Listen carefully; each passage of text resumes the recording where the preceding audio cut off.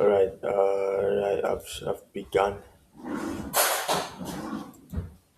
Okay. watching your screen now.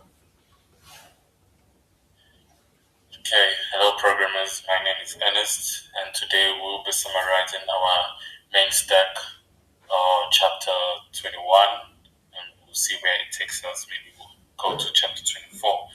But basically, and I have, before I can proceed, I have Cabello here as my peer programming partner. Yeah, hello guys. Partner in crime with Ernest. Yeah, Okay, yeah, cool. yeah. So So carrying on, we have our chapter 21. Chapter 21 deals with adding and editing reviews. So, sorry. So, its the main purpose of this chapter allows us to edit existing reviews or add new reviews, and it ensures this through a back end of using like an ID, you know, and yeah, and a user must be logged in before you can add or delete that review. And yeah, that's basically what this chapter is on about. yeah, Capito, maybe you can show us the code and how we get to achieve this. yeah. Don't worry, I will do that now. So just pretty much adding and editing reviews. So yeah, that's pretty much it. So in this chapter, so obviously you got to create reviews, submit, so on and so forth. When you logged in, obviously you'll be able to access all of those. So I'll just pretty much go over the code that pretty much is responsible for that. So go to my front end, add review.js, so on and so forth. And then yeah, I'll just share my screen and then just go over the code that's responsible for that.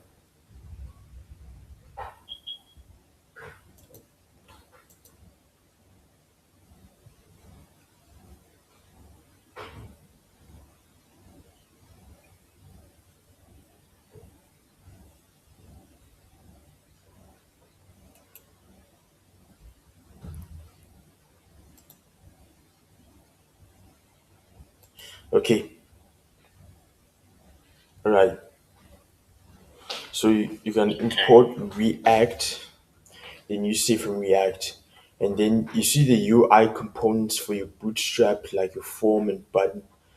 The components for your Bootstrap, right? You can import that as well. Link, use params, use location, use history. From React Router DOM, you can import that as well, which is the router hooks. Then input movie data service from service movies, then service for API calls, man. So you can add review component receives user prop to identify logged in users. Const add review get movie ID from URL parameters, and then your get location state used for passing current review and editing.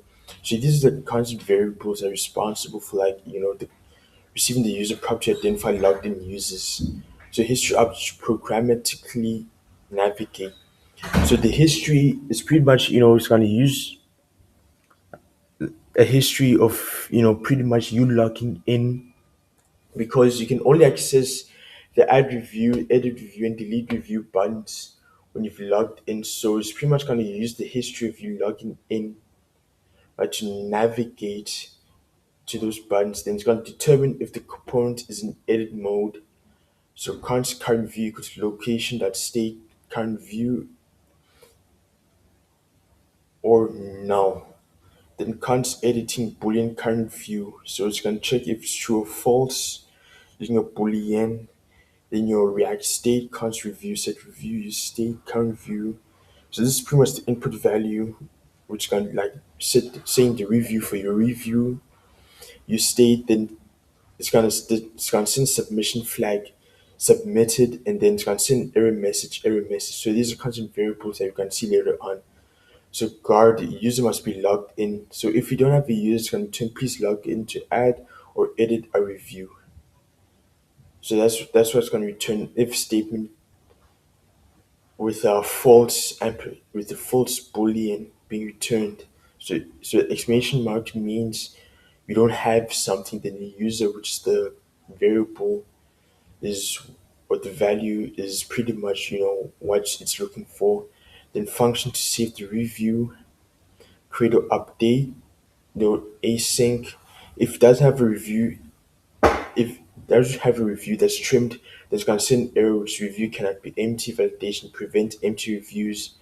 Then the try statement, build the payload, const data, review name, user review ID. So this is pretty much everything that just pretty much everything, the structure of how everything is gonna be set up in regards like the IDs for your name, your user, and your movie.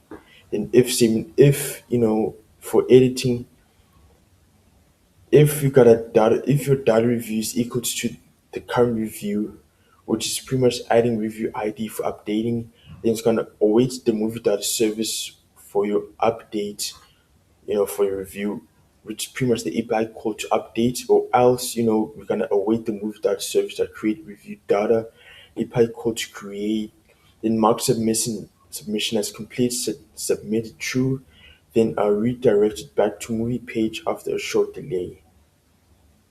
So timeout history that push movies, movie ID 1000, so on and so forth. And then catch console error saving review, said error failed to save review. Please try again. Show user friendly error. Then div class name, show success message after submission. Review submit successfully.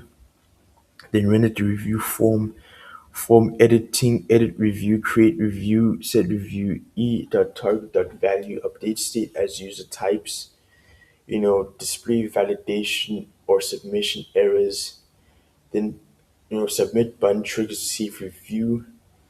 So this is pretty much, your form. So pretty much the structure for all pretty much the forms that you have, and then your submit button triggers for your save review, then cancel button navigates back to the movie page, and then you link to movies, movie ID, button variant, secondary cancel, button, then link, then your event listener will submit button triggers save review. So button which is unclick on E, right? This then prevents default save review. You submit button,